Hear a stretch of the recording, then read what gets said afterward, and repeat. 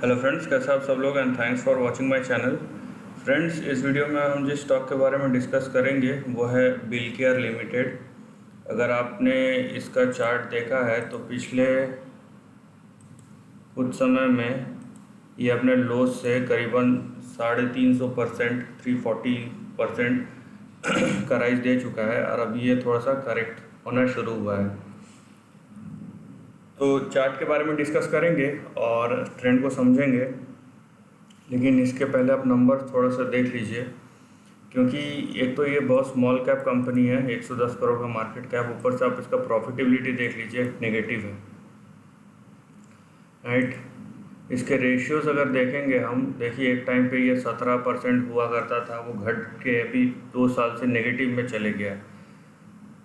तो यहाँ पे चीज़ें जो प्रॉफिटेबिलिटी के माध्यम से यहाँ पे बहुत कमज़ोर है। दूसरी बात है, यहाँ पे दो ही बड़े स्टेक होल्डर है, एक है प्रमोटर, दूसरा है पब्लिक। सो पब्लिक के पास बहुत ज़्यादा यहाँ पे स्टेक होल्डिंग है। नाउ यहाँ पे एक चीज़ आप ध्यान दीजिए कि आपके जो रिजर्व्स है, ये देखिए 2015 के बाद कंटिन्यूसली गिरते हुए माइनस में चले गए थे, अभी थोड़ा सा ही प्लस हुआ है। सो यहाँ पे जो आपको नंबर्स दिख रहे हैं वो आपको इतने एफिशिएंट नहीं दिख रहे हैं।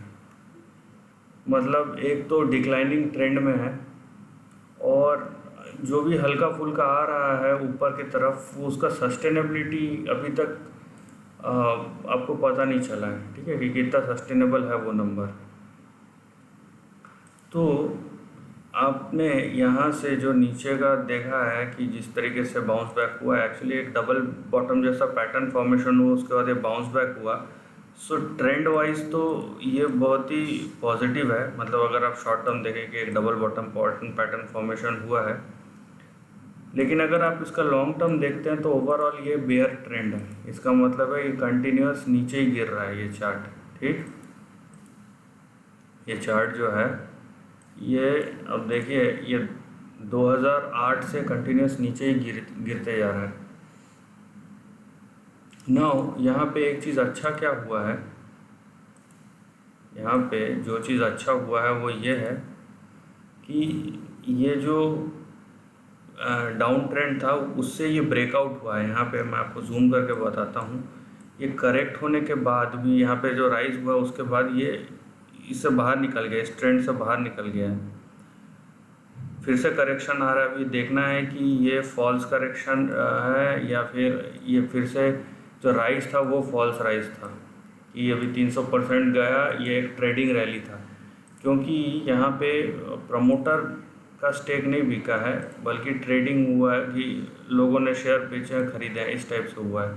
तो यहाँ पे हम ये नहीं बोल सकते कि प्रमोटर ने कुछ एक्टिविटी ज़्यादा किया है, ये बिल्कुल ट्रेडिंग एक्टिविटी है। और कितने लोगों ने लिया है, कितने लोगों ने बेचा है, ये उस पर डिपेंड करता है।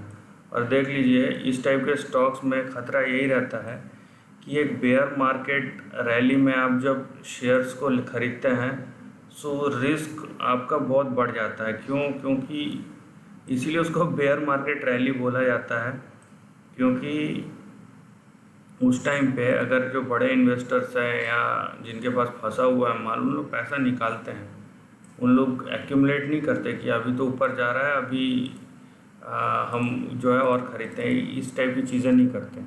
तो अगर आप देखते हैं तो ये एक बेयर ट्रेंड है 2006-08 से, और ये कंटिन्यूस अभी तक डाउन ट्रेंड है, और उसमें एक आपका अपराइज आया है। तो ये जब तक करीबन 50-60% के ऊपर नहीं चले जाता, अपने करेक्शन को पूरा ख़त्म नहीं कर देता 50-60%, तब तक ये करेक्शन ही कहलाएगा, मतलब एक बाउंस बैक ही कहलाएगा, उससे ज़्यादा नहीं। हमको सस्टेनेबिलिटी क्योंकि नहीं दिखता है उसमें। सो लेवल्स वाइज हम समझ लेते हैं कि कौन कौन से इम्पोर्टेंट लेवल है जो हमको ध्यान रखने चाहिए और जो इम्पैक्ट कर सकते हैं चार्ट को। यहाँ पे देखिए आप, राइट। सो ये यहाँ पे कोई भी नया ट्रेंड तभी शुरू होगा जब जो शेयर है वो यहाँ पे 1929 1930 के ऊपर जाके सस्टेन करे, राइट। यहाँ पे अच्छा चीज़ क्या हुआ है, ये जो यहाँ पे रेजिस्टेंस है वो ब्रेक हो गया। तो आपका रेजिस्टेंस कहाँ पे था, ये यहाँ पे 42 के आसपास। तो अब ये जो है सपोर्ट की तरह काम करेगा, ठीक है। ये जो है अभी सपोर्ट की तरह काम करेगा।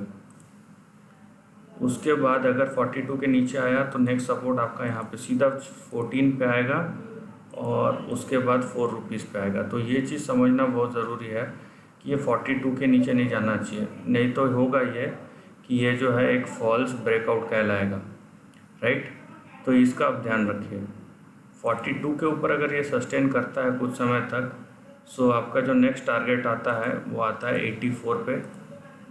उसके बाद 84 अगर क्रॉस कर गया, सो यहाँ पे देखिए 117 से लेके 135 के बीच में एक आपका रेजिस्टेंस जोन है।